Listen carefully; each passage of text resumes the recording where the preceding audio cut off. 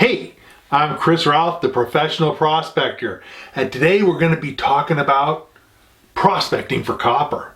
You know, I do a lot of videos about prospecting for gold and sometimes about prospecting for silver or gemstones, other things, but today we're going to focus in on copper.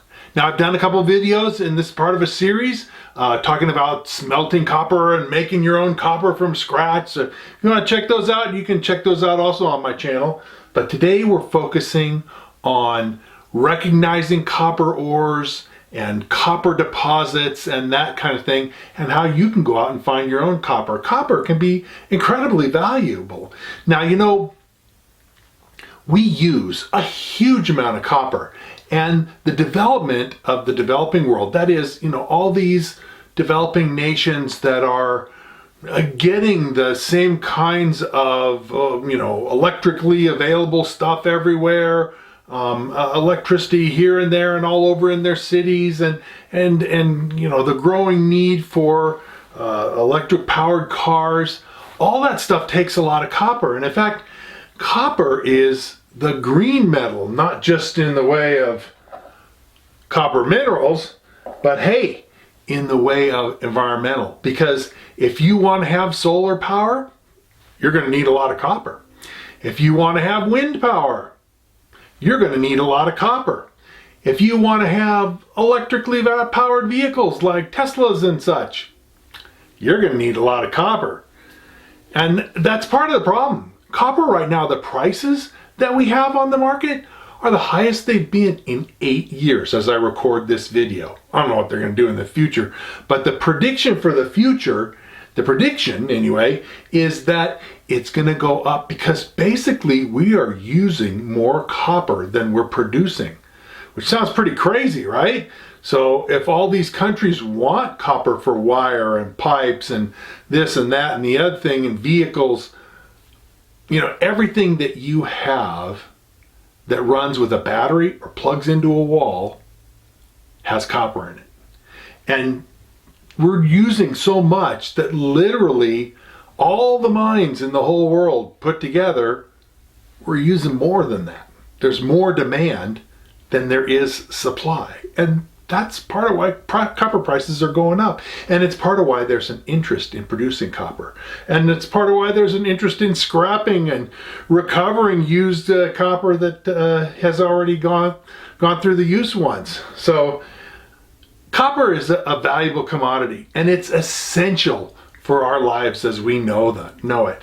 And we just need to be able to produce more. And I really think that in coming years, because we're using more than we can produce, we're going to need to find more copper deposits. And that's kind of what we're going to talk about today. We're going to talk about recognizing copper minerals, both oxidized copper minerals and sulfide type copper minerals. We're going to look at a bunch of specimens. We're going to look at some ores. We're going to look at different kinds of copper deposits as they're mined around the world. And then we're going to find out how important copper is, and we're going to talk some more about all that put together and how you can find what you should look for in the field if you're looking for a valuable copper deposit. So if you're interested in any of that stuff, hey, come along with me today, because that's what we're going to be talking about. Now, to start off, we're going to start talking about oxidized copper minerals. One of the things that you need to know about copper is all the different kinds of copper deposits, be it porphyry deposits or VMS or red beds or whatever, they all form as sulfide deposits. Okay, that's what they're originally formed in the ground, combined with sulfur, because copper and sulfur like each other. It's just how the elements you know, go together. Copper deposits are always formed as sulfide deposits. Now, when you have a situation like this, and then the sulfide minerals get up close to the surface where they can be exposed to oxygen in the air and water from rain, well, the effect of oxygen and rain on the sulfide minerals produces a class of minerals called oxide minerals. and some of the most beautiful mineral specimens around. And in fact, a lot of copper deposits produce not just valuable metal, but produce some pretty valuable specimens too. Beautiful crystalline specimens of azurite and other minerals. Copper mineral specimens can be really valuable. We're going to take a look at the oxidized minerals right now. We're going to start with probably the most common one around, which is chrysocolla. It's a copper silicate mineral. Let's take a look.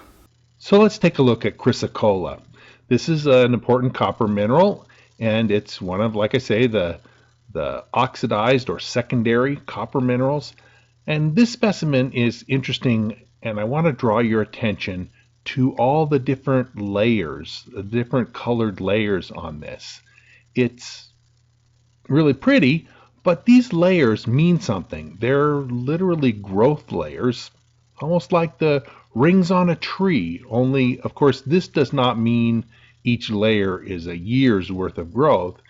It may be a decade, it may be a century, it may even be multiple centuries, but the darker layers reflect drier periods, and the lighter layers reflect wetter periods.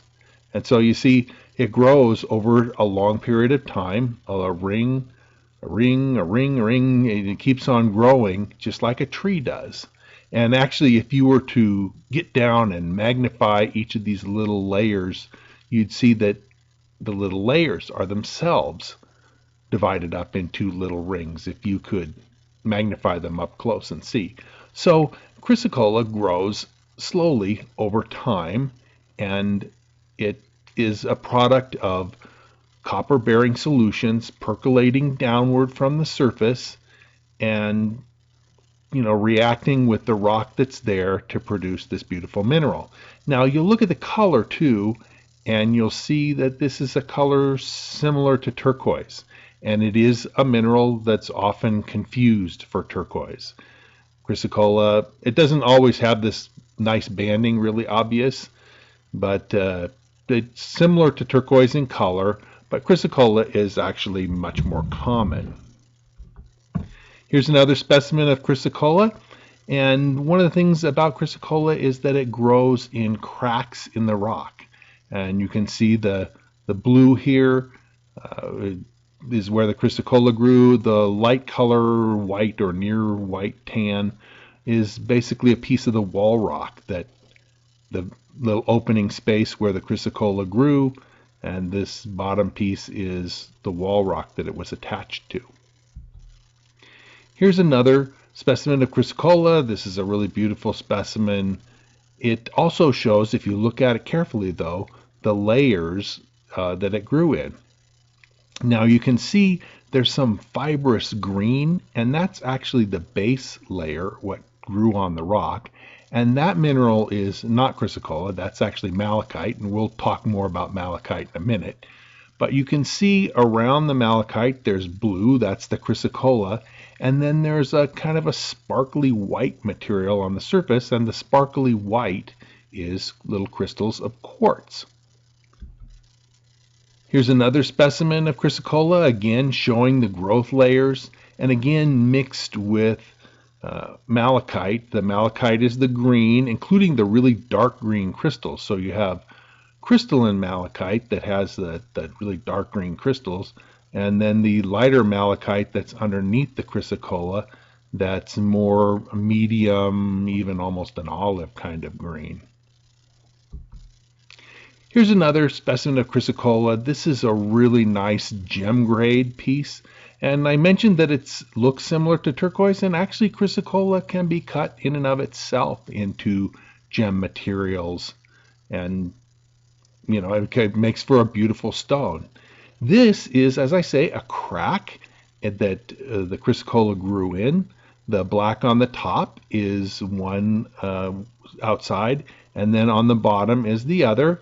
You see chrysocolla grew in between, and then later there was malachite. The green was after the chrysocolla was done, and then even after the malachite you have the white material and some little voids in there, and the white material is quartz. So The quartz grew on top of the malachite grew on top of the chrysocolla, and the chrysocolla grew on the rock.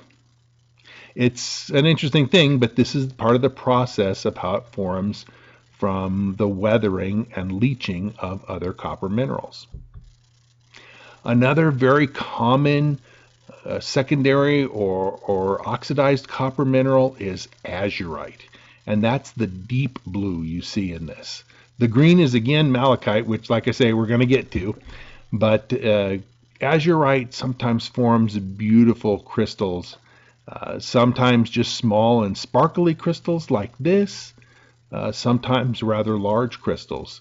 And even this specimen, you can barely see at the bottom of the photograph, you see 220. This specimen was for sale at a gem and mineral show for $220. Some specimens of azurite are not nearly as spectacular. It is an ore mineral, you know, it goes into making of copper metal. Here's a specimen of limonite, which is the rust colored, and actually limonite is an iron oxide, and limonite is what rust is made out of. And then the dark blue little crystals sprinkled on there are your azurite, the copper. Another example here, again with green malachite and darker blue azurite. The blue is formed little balls, as you could see there, and those also grow. If you were to cut one of those little ones open, you would see there were growth rings on the inside of it. Now, sometimes the weathering and leaching of copper ores, as it goes down through the earth, it will react to produce native copper metal.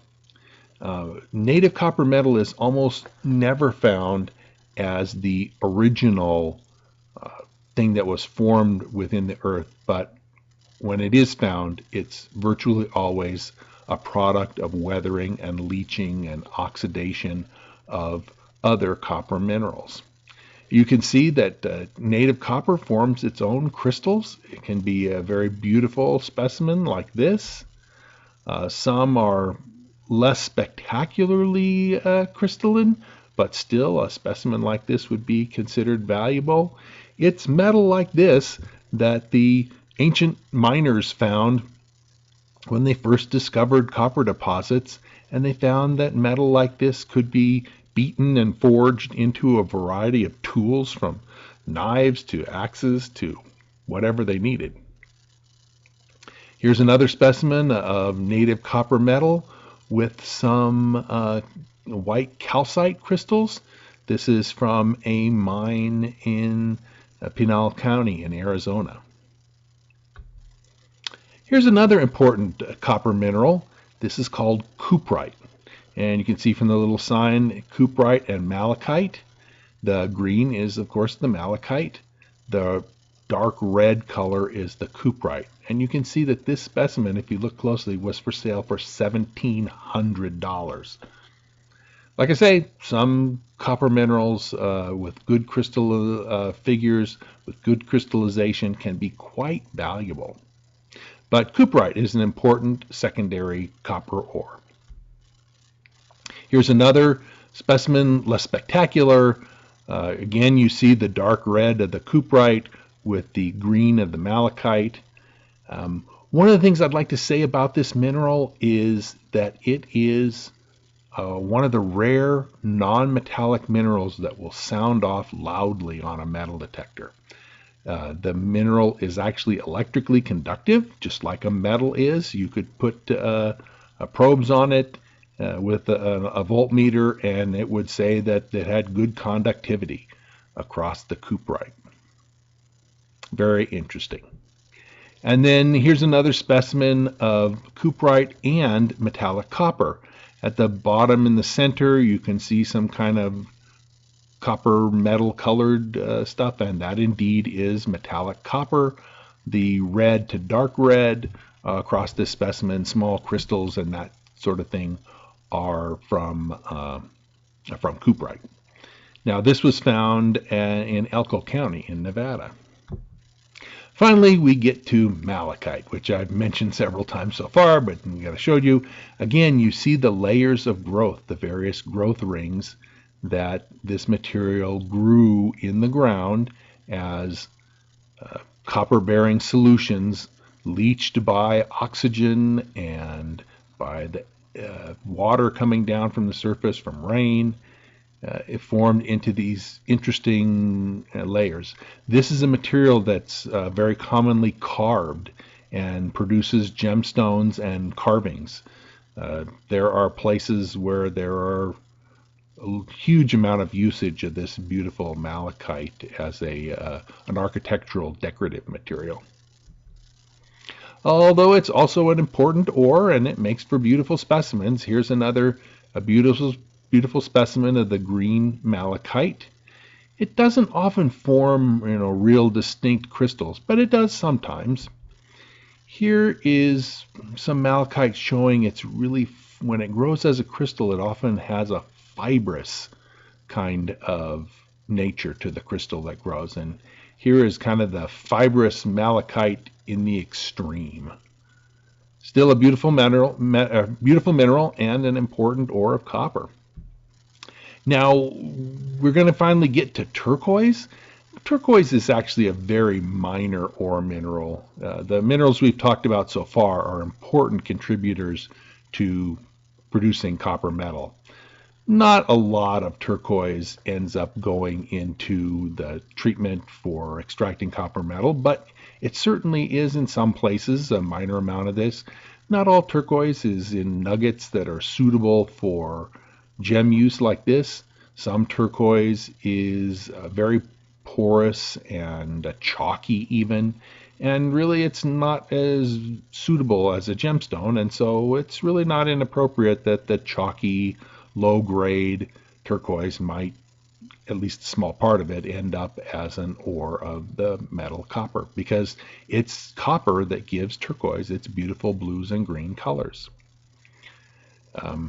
It's just, again, a secondary mineral that grows in spaces in the rock. You can see that this rock has some spaces in it, and a turquoise has percolated down, or the copper of turquoise is percolated down with other minerals that are washed by rainwater down, and the turquoise has grown in some of the void spaces of the rock. Again, turquoise is a very beautiful very beautiful gemstone, and usually most turquoise is appreciated for its gem qualities. And in a minute we'll talk about the gem uses of some of these minerals. We've mentioned beautiful crystalline specimens, but they're also valuable and attractive as gems, as you can see. And in fact, there are miners who focus not on mining copper from a copper deposit, but focus on mining turquoise because it's so valuable as a gemstone. This was from a turquoise mine in central Nevada that I visited years ago, and we took out some freshly mined turquoise. Another beautiful mineral that is a minor ore mineral of copper is dioptase. You can see the beautiful crystals here. It's occasionally used as a gem as well. It actually is faceted sometimes into a gemstone with a beautiful emerald green color. Or chalcite is another beautiful mineral specimen type of minor copper ore. This is actually a mineral which contains both copper and zinc. Now, I mentioned that we were going to talk a little bit about gemstones that are formed from oxidized copper minerals. And of course, this is turquoise, actually from Battle Mountain in Nevada. It's a beautiful selection of different stones, and it's highly prized. A lot of jewelry is made out of material like this. And it was highly prized by ancient men as well. This is some ancient turquoise material from Egypt, where they made beautiful rings and other decorative things. Turquoise and oxidized copper gemstones were just as highly prized by Central and South American tribes, and of course North American tribes too. It's beautiful stuff, and it was used for all sorts of decorative purposes. It was highly prized in the East. The little carving snuff bottle on the left is Chinese, ancient Chinese carved turquoise. The Western scene on the right is, of course, modern carvings. But these gemstones, as I mentioned, with malachite, turquoise also, a number of them are carved into beautiful artworks. And of course, they can be used just as gemstones on their own. And you can see on the left the beautiful blue of azurite contrasting with the growth patterns of the green malachite. It makes for a beautiful stone. Even on the right, the malachite and chrysocolla from the Inspiration Mine. So oxidized copper gemstones are highly prized. And that kind of completes our survey of the oxidized copper minerals. We're going to take a look at copper sulfide minerals next. Okay, now that we've taken a look at all those different oxide minerals that form by the interaction of air and water near the surface, let's take a look at the original formation, the original minerals that form in the earth and form as sulfide minerals, then are the source of these oxides. So let's take a look at the sulfide minerals right now, and we're going to start off with probably again the most common one around, which is called chalcopyrite. And chalcopyrite is a combination of iron and copper and sulfur. Let's get started right now. Let's take a look at chalcopyrite. Our first example here is chalcopyrite. It's the brassy yellow colored mineral here. It's probably the most productive, the largest amount of copper produced in all the mines of the world taken together is from chalcopyrite. And pyrite, is iron sulfide, but chalcopyrite is a copper iron sulfide. And this is a very common mineral in copper mines, and it is the source of the copper for a lot of the oxidized copper minerals like chrysocolla and malachite and so on that we looked at a little bit ago. Here's another specimen of chalcopyrite. It isn't always as beautiful crystals, but still this is a solid piece of copper ore. This is something that I would say looks more like your standard chalcopyrite copper ore. You can see there's not beautiful crystals. If you were to look at this with a loupe, you would see little tiny crystals dispersed through the rock.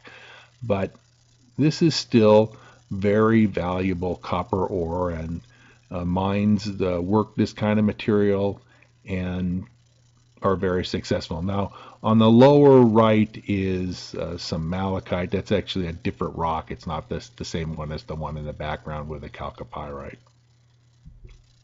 Another important copper ore is bornite. It's sometimes called peacock copper ore, for the very reason you can see in this photograph that it's just a multitude of beautiful peacock colors, bright, metallic looking. And that really is the sign of bornite, is this brightly colored metallic looking oxidation layer. This is just on the surface. The bornite is kind of a metallic pinkish color if you were to break this specimen open and look at the bornite on the inside. It's the pretty colors are due to a surface tarnish, which happens quite easily on this mineral. Here's another specimen of bornite. You can see the little sign says peacock copper. This one, you don't get all the different colors, but you get a kind of a metallic blue to metallic purple kind of appearance on the surface tarnish of this specimen. Here's another specimen of bornite. You can see that pure bornite is more than 50% copper. And this one you can see kind of the blues and some of the purples. The gold on the far right-hand side, the back part of the specimen, is actually probably chalcopyrite. Another important ore mineral for copper is chalcocite. And this is a sulfide mineral, and it rarely forms beautiful crystals like this. Much more commonly found is massive types of chalcocite, like this specimen from Utah. You can see it's not particularly beautiful in color or beautiful in appearance, but this specimen would have a lot of copper in it. So it would be great copper ore, not so great as a specimen. Now here's a beautiful specimen of covellite. Now, covellite is the dark blue spot in the back. The rest, the bulk of the specimen is the pyrite. And so you see the beautiful gold of the pyrite, but the covellite is the dark blue type of color. Here's a more larger chunk of just covellite, and you can see the beautiful blue purple of this mineral. It is really unusual in its metallic color. Another important mineral, copper sulfide mineral, is enargite. And again, this is a specimen that's not, it's a lot nicer than normal. Normally enargite is not beautifully crystalline like this, but this is a fine specimen from Butte, Montana. Here's another specimen. Now, this is a mixed mineral type of thing, and they list a bunch of them out. The purplish is the fluorite, and in the upper left is the pyrite and a little bit of quartz. And the black is a mixture of tennantite, enargite, digenite, and perhaps other copper minerals as well. But this is a very standard thing that you would see in an ore where you have a mixture of different copper sulfide minerals. There's another copper mineral that's well known. This one is commonly closely associated with silver. And you see the sparkling of little metallic crystals on here. But unlike pyrite, which often forms little specimens like this, you can see the shape of the crystals is triangular. And that's why it's called tetrahedrite. A tetrahedron is a shape that's basically like a diamond shape. It's a pyramid that's right side up, and then the base of the pyramid is a pyramid that's upside down. And so the two of them attached together, you get this diamond shape that's called a tetrahedron, and then therefore the mineral is called tetrahedrite.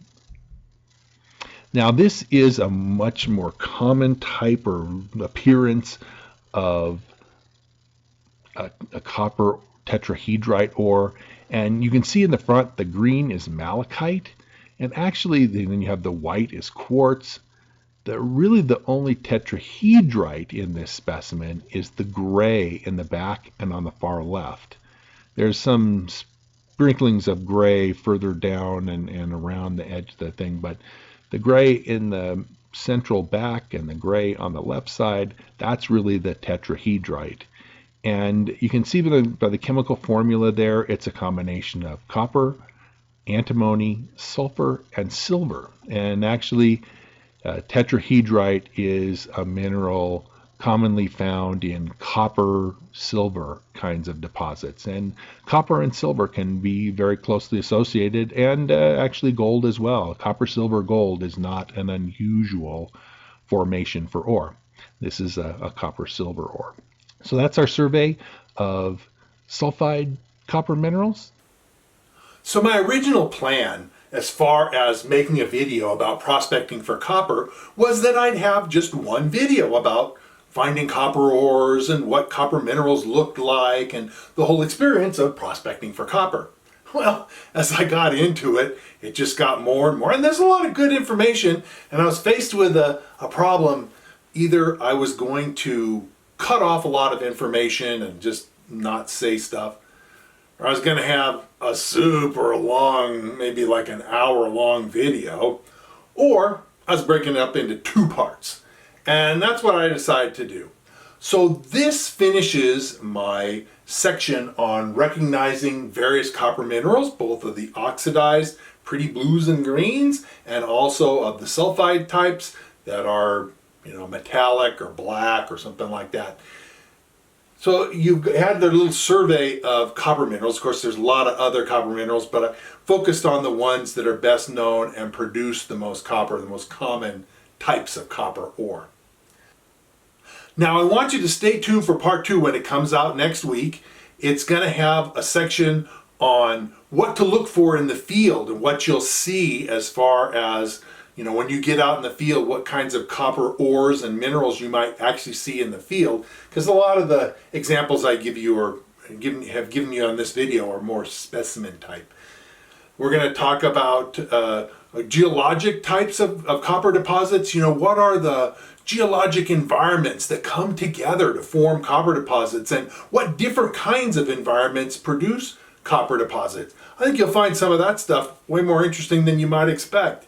And then finally, I'm going to tell you a secret about copper deposits, a secret that might help you find copper deposits where it doesn't seem like there's much in the way of good copper. There's a reason why for that, and so I'm going to tell you that secret in the next video. Now, I do a lot of videos about prospecting, and most of them are about gold and that sort of thing. So I wrote a book about prospecting, mostly for gold, but it also talks some about silver and minerals and gemstones and that sort of thing. We've seen that some of the copper minerals, some of the specimens, are just incredibly valuable. So, it doesn't have to be actual copper metal, just the minerals can be valuable on their own. But anyway, I wrote this book, and I wrote it so that you would be successful. It's called Fistful of Gold, and I'm going to tell you a little bit more about my book right now. So let me tell you a little bit more about my book. It's called Fistful of Gold, and I wrote it because I want you to be able to go out and find for yourself Fistful of Gold. And you can see that it's an encyclopedia with all kinds of information, pictures, and that sort of thing. It's not in color, but color would have cost me a lot more to have printed, and so the book would have cost a lot more. It's for sale on Amazon, and you can pick it up. I'll put a link in the description below. I also serve as the editor for a prospecting magazine. It's ICMJ's Prospecting and Mining Journal. And honestly, you should check that out. We got stories and information, legal stuff, everything you know to increase your skills as a prospector. I write articles in this every month, and a lot of other very experienced prospectors contribute to the magazine as well. So check the magazine out. Also, I have a website, and the website is at NevadaOutbackGems.com. I'll put a link for it in the description below, but there's gobs of information there that you will find useful in your prospecting efforts. Finally, I want to say that I really appreciate your comments and thoughts, and even positive criticism. Don't come on there and just toss out insults, because I'll just delete your comments. But if you've got helpful things to say and questions to ask, do write and put those in the comments, because I answer my comments to people, and you'll hear from me in responding to you. So if you've enjoyed this video and you like what you see and you're interested in finding out more, well then sign up, subscribe, and hit the notification bell so they'll let you know when I post new videos. And like it and share it if again you see stuff that you really are excited about. And I'll be coming out with lots more new videos, and so we'll see you again real soon.